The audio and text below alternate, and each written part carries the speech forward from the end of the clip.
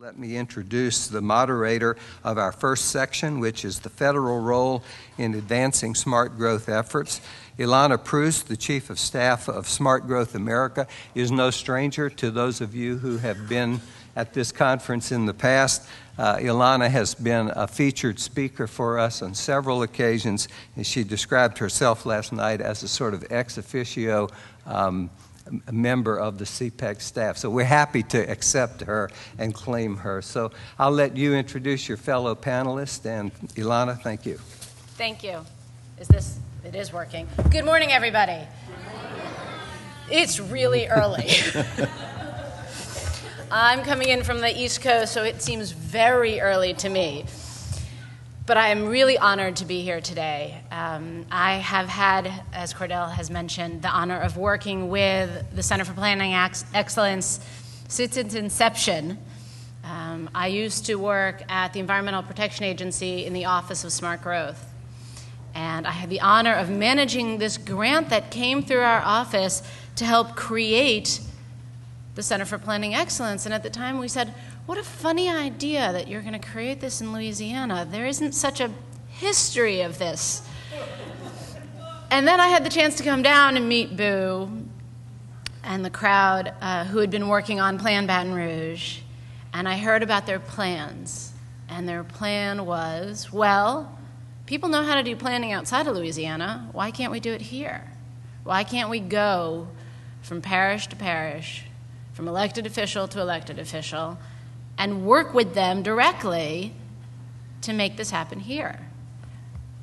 And it was beautiful. As many of you know, and I imagine many of you have worked with them on these comprehensive plans, on the codes, on the state model codes, it has really been amazing to see over the last 5 years what Louisiana has done to become a leader in the field of smart growth. And so I am truly honored to be here today. These days I'm with an organization called Smart Growth America. Smart Growth America is a national coalition of organizations like the Center for Planning Excellence, state-level organizations, national organizations that are committed to seeing smart growth happen at all different levels.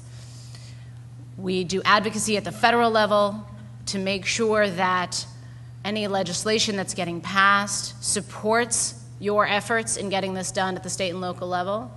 And we work with our state partners like CPECs to support state efforts to make sure that communities have the options that they need to move towards smart growth. Today I have the honor of sitting here with Tom Murphy, former mayor of Pittsburgh, currently senior fellow at the Urban Land Institute, who brings a wealth of wisdom about how to get this done. I find myself many times in conversations of saying, really, that's the way it works? And so I hope that you will also be able to learn from Tom's experiences. And we're also going to be doing a first for me. We're going to have Beth Osborne Skype into this session. So we might, hopefully all of the technology will be working with us this morning, but we'll see how it goes. What I wanted to talk about a little bit at the beginning of this session, just while we're waiting for Beth to come in a couple of minutes, is about this question of the session. What is the federal role for smart growth? We know that the federal role is not to tell us where to build and how to build it. We know that historically, over the last 50 years, it's been just about giving out money.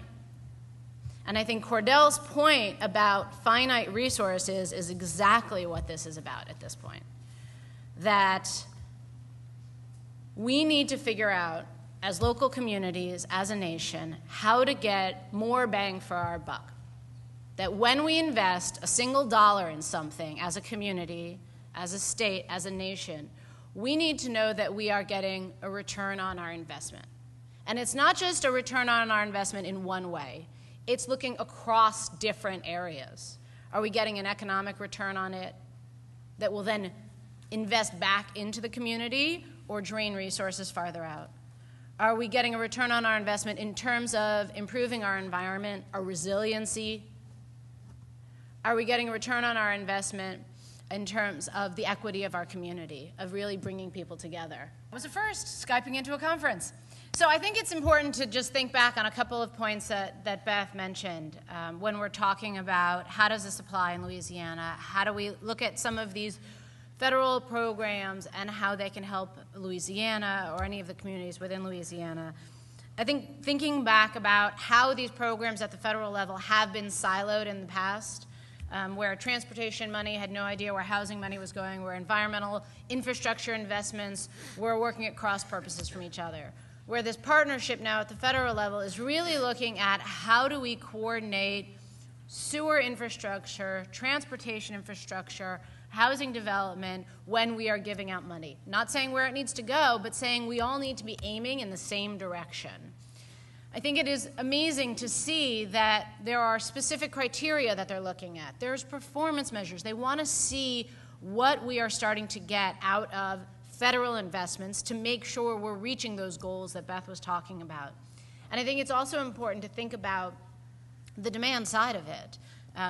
You know, Beth talking about the 30%.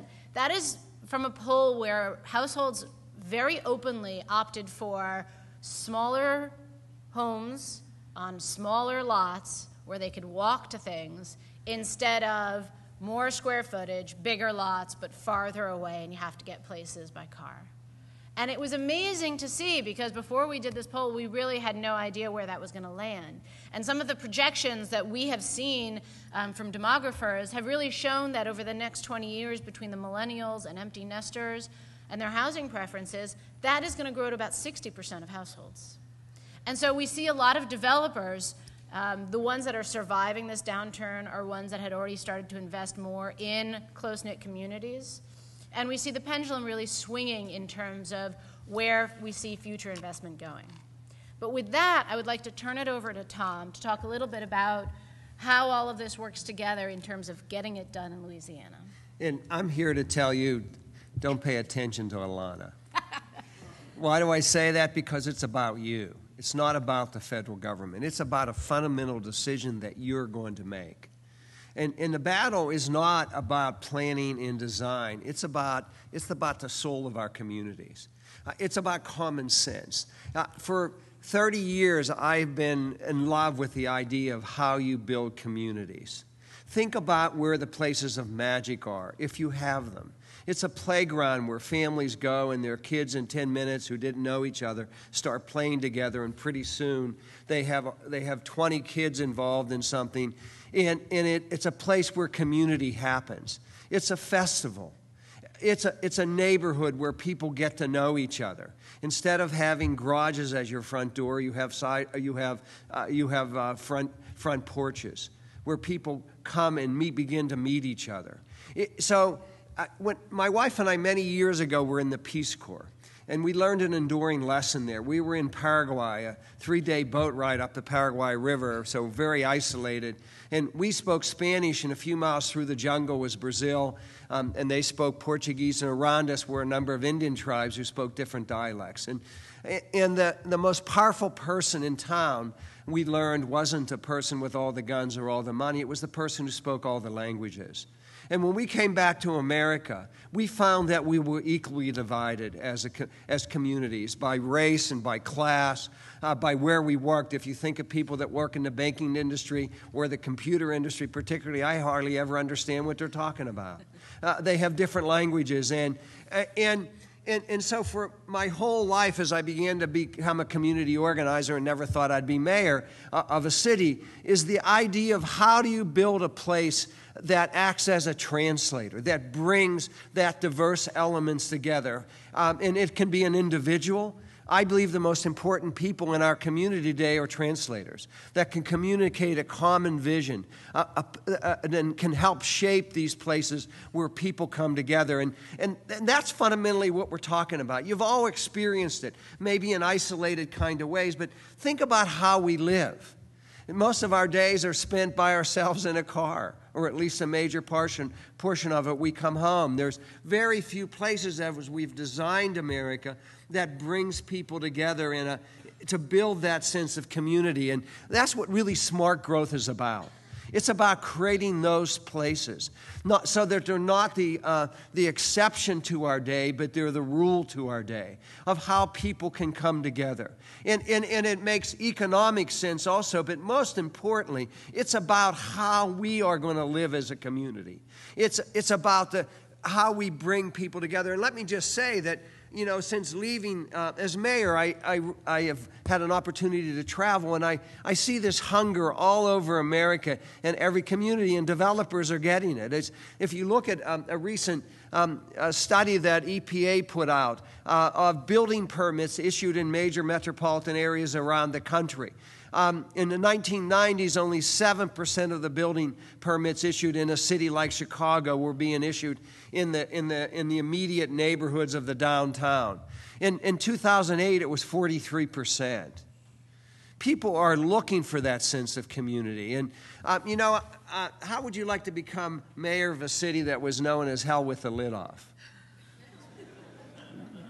That was me. I became mayor of Pittsburgh in 1994 when between 1970 and 1990, Pittsburgh had lost 500,000 people, had left the region. That's why there's probably a Steeler club, believe it or not, in Baton Rouge and in New Orleans, okay? Even though the Saints won the Super Bowl, because people left Pittsburgh. We won 6 times, we got used to it. People left because they didn't see a place for themselves in the community anymore. We lost 150,000 jobs in the early 80s in a 5-year period. And people couldn't find a place for themselves. So when I'm becoming mayor, my challenge is to understand how we build a sense of hope in a community, that young people see a place for themselves, not only a place to work, but a place where they want to stay and raise their families, a kind of community where they find a sense of place to it. And we began to try to build a community like that. And in many ways, as a new mayor, I was just happy if somebody wanted to invest in Pittsburgh. We hadn't seen investment in many years in either commercial, or we hadn't seen any major residential development at all. And I had a really smart planning director who turned me into a crazy guy about design excellence and good planning. And taught me that is really the essential value you can create to differentiate yourself. We bought a big old steel mill site, 250 acres. It was a slag dump. It was a byproduct. Slag, for those of you who don't know, the steel-making process is a byproduct of steel. It's like a cinder, but there's a lot of it. It's not particularly toxic, but for 90 years they had dumped it on this 250-acre site. It was 300 feet deep.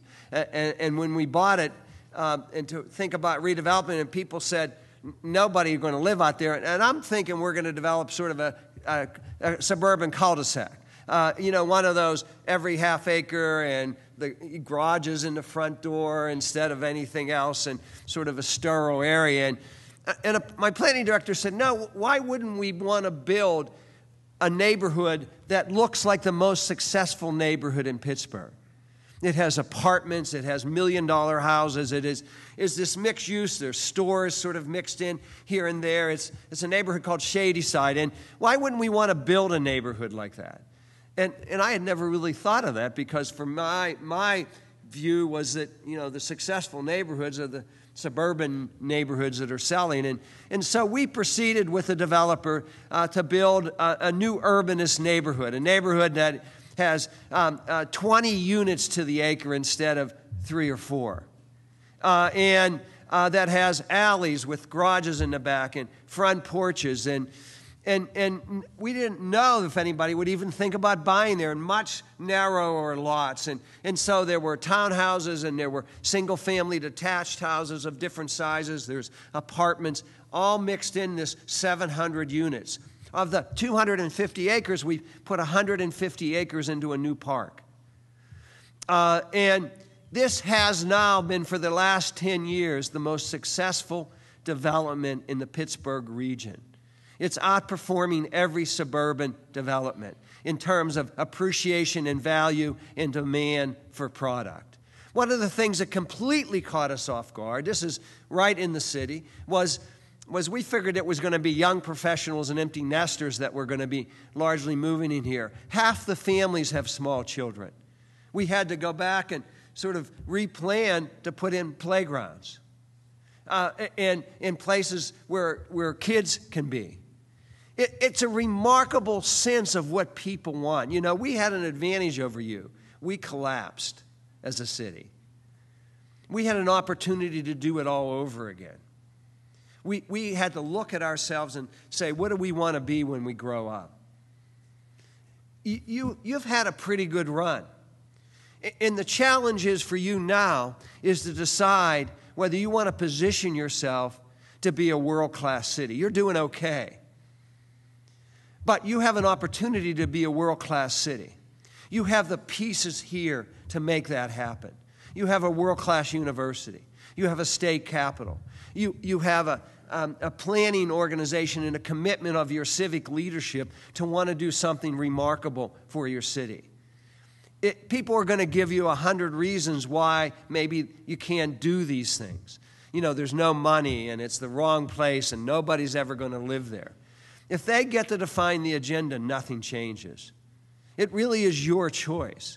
And you're all here today because you believe that Baton Rouge can pursue a quality of development that you haven't seen in a consistent way. And that's the challenge that you face, that you begin to decide the course that you want to pursue. Why is that important? Because it is a battle about the soul of our communities. You're doing okay. A lot of communities in America are doing okay. But the world is changing. The competition is going to be very different than what we saw just a few years ago. The markets are shifting. And how you compete will determine whether people who will begin to make choices about where they want to live will choose to want to live in Baton Rouge or will choose to make a decision to live somewhere else. It's about creating a community where your kids will want to be. That's your challenge. That's what this conversation is about for the next 2 days. And I'd like to think that the very fact that you're having this conference, the very fact that you've created this remarkable planning organization, the very fact that you've created recently an urban redevelopment authority, that you're focused on these issues, say that you're prepared to make that decision.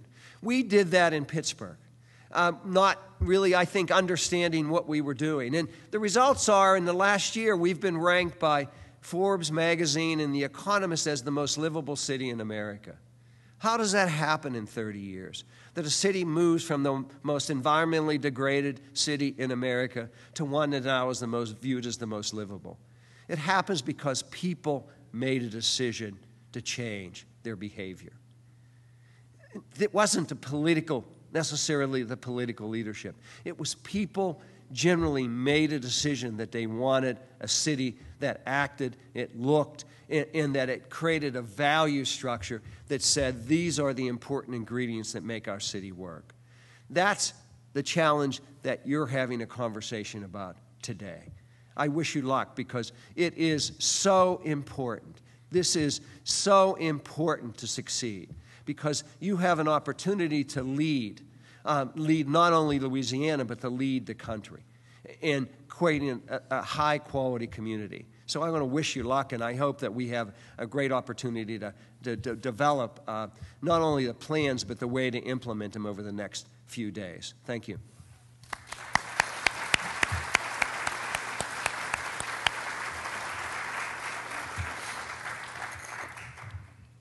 Hard to follow that one. What I'd like to do is really open this into a conversation. I hope people have had a chance to wake up a little bit. And I'm happy to open with a question myself. But really to start the conversation, I think Tom's point about where the region needs to go, looking at Baton Rouge and New Orleans and the communities and parishes around Louisiana. I was lucky to be in a conversation yesterday to really talk about how does this region become a global leader. And I think Tom's point about really looking at your future and what you want it to be, and that it's not just about Baton Rouge and New Orleans and who has a competitive edge, but it's really about coming together around the region to figure out how you become a leader in terms of having an amazing place to live, having a vibrant economy, and having people flock back to your area. It is always amazing to me to have a chance to work with Tom, because about 5-6 years ago, a very good friend of mine who I'd grown up with was living in Manhattan. He'd gotten married. He'd had a kid. His wife was from Pittsburgh. She was okay. And all of a sudden, they told us that they were moving back to Pittsburgh. And I said, "What are you, nuts?" I didn't know anything of Pittsburgh. And they said, "Yeah, there's these amazing neighborhoods. You can walk to the stores. There's parks. And the housing, oh my God, it's affordable." And they have been there ever since. And so it is an amazing testament to me of what this success looks like when you have a young family from Manhattan who has the choice of living anywhere, moving to Pittsburgh because that's where they want to be. And that's what you guys can be, and that's what you can become. So the first question, and you can all start thinking of your own, that I have for Tom is really thinking about the top 5 things that Louisiana and this region need to start thinking about to move in the direction that you're talking about. First, you have 9 parishes in the greater Baton Rouge area. Nobody but maybe a few people know where those boundaries begin and end. They're meaningless today. Absolutely meaningless. In a competitive world, if you're talking to a company who's thinking about moving here from Germany, they're not going to know where one parish begins and the other ends. They're going to know they're thinking about coming to the Baton Rouge area. And you need to act like that. Now, I'm going to say this to you. I come from a place that has more local governments than any place in America. In Allegheny County, which is equivalent to 1 parish here, there are 132 municipalities. It's a good reaction. 523 local governments, 523 mayors, police chiefs, zoning boards, planning commissions in the metropolitan area of Pittsburgh. And we were pretty much a dysfunctional family. But if you showed up from outside, we would understand how to talk to you. But I'm going to mention that if you go up the river a ways, there's Minneapolis-St. Paul, which has created what is called tax-based sharing, which is that 171 municipalities and 5 counties have figured out how, regardless of where the development happens, 40% of the increased tax revenue goes into a common pot that's shared by anyone. It must be in the water there, right? Can you imagine that happening here? And certainly post-Katrina, when you had the big population bump, that would have been so important to begin to have that discussion as a region rather than every individual parish about the infrastructure needs, how people connect. About 30% of the people in your community do not have ready access to an automobile every day. So the second thing really is, how do people move around? Where do you create the opportunity? How do people get from one opportunity to the other? One of the things that I normally try to do, I got in late last night so I didn't do this, but one of the things I normally try to do is take public transportation from the airport to downtown. Have you ever done that in Baton Rouge? Anybody ever take the bus? Is there a bus? Well, I say that because in most communities, the big job center is in the center city, and the second biggest job center is out by the airport. So if the jobs are out by the airport and there's no bus transportation to the airport, they might as well be in Pittsburgh for a big percentage of your population. That says that you don't have good translators here that are connecting people very well. And you need to think about that. So the first is, how do you work as a region?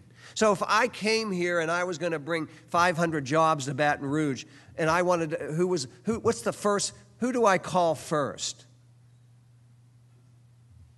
Is it the Chamber of Commerce? Is that, depends on where I want to go? There are important questions to ask if you want to be competitive, okay? So regional, how you move people around, that transportation link is really important. The education, how are you educating people to focus on an economy that's turning upside down? Are you focused on an economy that is looking to the past or looking to the future? And really a fourth part of that is your competitive advantages. And I don't want to believe your press releases. And you shouldn't believe the press releases. Every community I go to think they has the best hospital in the world. And it's going to be a biomedical research center. There are huge competition around those things. And Baton Rouge might be it, because we're at a time when I think the heartland, so to speak, the Pittsburghs and the Baton Rouges, not the New Yorks and Washingtons or the West Coast, are going to become the growth areas. Because I think there's going to be huge innovation that comes out of places like LSU and the University of Pittsburgh, and we are seeing it happen in Pittsburgh. And that is largely what has driven our economy. But there's a whole litany of intellectual infrastructure that has to be built to make that happen. So how much venture capital is being invested in the Baton Rouge area to capture that young woman who's come up with a great idea out of LSU, who now wants to start a company and needs to get some capital to go from the idea or the laboratory into the marketplace? Or does she have to go to California or Boston to get that capital to start that? What's that infrastructure? That is absolutely critical. And the other is what I just said. The third thing was the education. Is how do you create a workforce that's prepared to begin to shape a new economy as the whole world changes? Think about what the world looks like if in 10 years we're not driving cars propelled by gasoline. What happens? Think about that. Now, is that believable? But was it believable 10 years ago that we'd all be on a phone 20 hours a day, looking at our emails? Is it believable that 10 years ago that newspapers can't figure out how they're going to stay in business? Is it believable 10 years ago that you don't look at the want ads in newspapers anymore, you look at Craigslist? We are at this moment in time when places like Baton Rouge and Pittsburgh, if they figure it out, are going to have huge opportunities. And if they're not, they're going to be okay cities. Maybe. And that's where you are. So the fourth thing really is to figure out with ruthless focus what your competitive advantages are and figure out how you begin to build an infrastructure to nurture them. It's really critical to do. And the fifth is to create a quality life, what we talked about, what this conference is about. What's the quality of life? What's the richness of this place that says, I want to live in Baton Rouge? You know, one of the simple little things that we did in Pittsburgh, didn't cost us a whole lot, is that we had riverfronts when we were growing up. Our mothers would always tell us two things: be home before the streetlights go out and never go near the rivers. And I broke those rules when I became mayor, because we built 28 miles of riverfront trails on the riverfront. And we connected now where you can ride from Pittsburgh to Washington, D.C. And I was in Baton Rouge a few months ago, and I went for a run up on the levee for about 100 yards.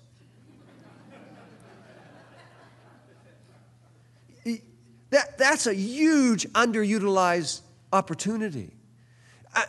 Think, you know, we built these bike trails, and people initially thought we were nuts, and then, you know, now there'd be a revolution if you tried to take them away. And the biggest users are people my age or older, because they create a quality of life. They're a great place where communities connect, where people get to know each other.